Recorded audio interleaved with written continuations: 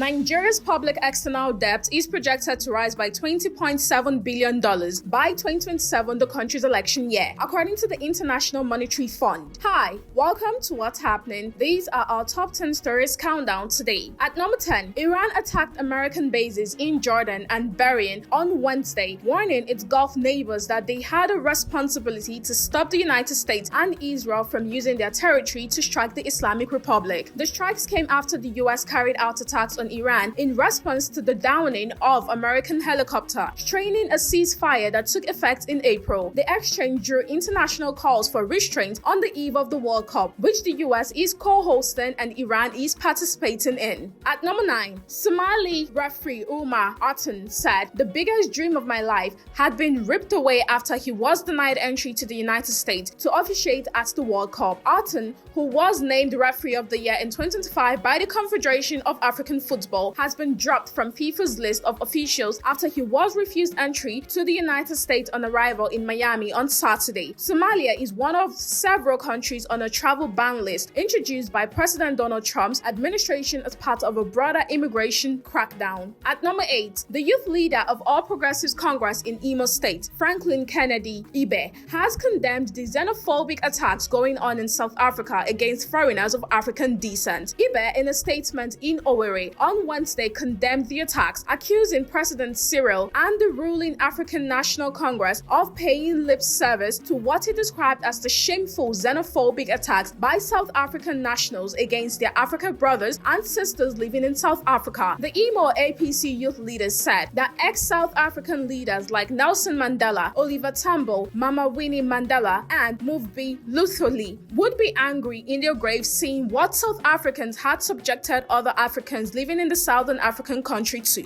At number 7, the Minister of Works, David Umahi, has warned contractors handling federal government's road projects against delays, asking them to fulfill their contractual obligations. Umahi spoke on Tuesday during an inspection tour of ongoing road and bridge projects in Kogi and Edo State. According to a statement by the ministry's Director of Information and Public Relations, Mohammed Ahmed, the minister expressed dissatisfaction with the pace of work on some sections of the Abuja to Lokoja Dual Carriageway and the dualization of the Obajana Junction to Benin Road. He disclosed that, due to funding constraints, the scope of one of the sections of the Abuja to Lokoja Road had to be reduced from 49.28 kilometers to 28 kilometers to concentrate available resources on the most critical options. At number 6, the People's Democratic Party on Wednesday suffered another setback in the House of Representatives as a member of representing Misau Dambam Federal Constituency of Bauchi State, Mr. Aliyu Misau, formerly defected to the Allied People's Movement. Misau's defection comes barely days after 4 other members of the Bauchi caucus in the House of Representatives elected on the platform of the PDP dumped the opposition party for the APM, deepening concerns over the PDP's shrinking influence in the state. The lawmaker's decision was conveyed in a letter addressed to the Speaker of the House of Representatives, Tajuddin Abbas, and read during plenary on Wednesday. At number 5, the Nigeria Immigration Service says it has strengthened border security through advanced technology deployment and enhanced surveillance to curb irregular migration and migrant smuggling across the country's borders. The service public relations officer, Mr. Akinsola Akinlabi, disclosed this in an interview with the news agency of Nigeria on Wednesday in Abuja. Akinlabi said the NIS had recorded significant successes in detecting and preventing illegal movement of persons through the nation's land borders. He attributed the achievement to sustained border patrol operations and surveillance mechanisms. At number 4, President Bola Tinubu has dispatched a high-level delegation to Addis Ababa, Ethiopia, to secure the immediate repatriation of nearly 300 Nigerian nationals serving prison sentences in the country, the Punch learned. Sources within the presidency and the Foreign Service familiar with the directive said the prisoners are held in deteriorating conditions at Kauliti, a maximum security prison in Addis Ababa. Tinubu mandated the delegation, which includes the Minister of Foreign Affairs, Bianca Odumegu Ojukwu, and the Attorney General of the Federation, Lateef Fagbemi, to sign a memorandum of understanding with Ethiopian government that would allow the prisoners to be transferred to Nigeria to complete the remainder of their sentences in Nigeria correctional centers. At number 3, operatives of the Akwa Ibom State's Police Command have arrested one Akani Yene Udo from Akpatong in Esit Eket local government area over a fake security alert on social media that caused panic among residents. Udo had posted a serious threat on his Facebook page titled Eke Philo, alerting the people of Iket that Boko Haram bandits would invade the area and warning them to prepare for an attack by the hoodlums. John said the social media post generated fear and widespread concern among residents of Iket and its environs in the states. At number 2, the Kano state government has called for deeper collaboration with the European Union in key sectors aimed at driving sustainable development and improving living standards across the state. Deputy Governor Murtala Sule Garo made the appeal in Kano during a meeting with European Union ambassadors and representatives of 8 member states who were in the state as part of an official visit. Speaking on behalf of Governor Abba Yusuf, Garo said the engagement provided an avenue to present Kano's long-term urban development vision and attract strategic partnerships. At number 1, Nigeria's public external debt is projected to rise by $20.7 billion by 2027, the country's election year, according to the International Monetary Fund. The IMF disclosed this in its 2026 article consultation report on Nigeria released on Tuesday, projecting that public external debt would increase from $51.9 billion in 2025 to $72.6 billion by 2027. The projected increase represents a 39.9% rise within 2 years and underscores growing concerns over the country's debt burden, despite recent improvements in macroeconomic stability. The fund noted that Nigeria's next presidential election would take place in January 2027 and warned that spending pressures associated with rising poverty, food insecurity, and the election cycle could widen fiscal deficits and increase borrowing requirements. That's all for today. See you next time on What's Happening.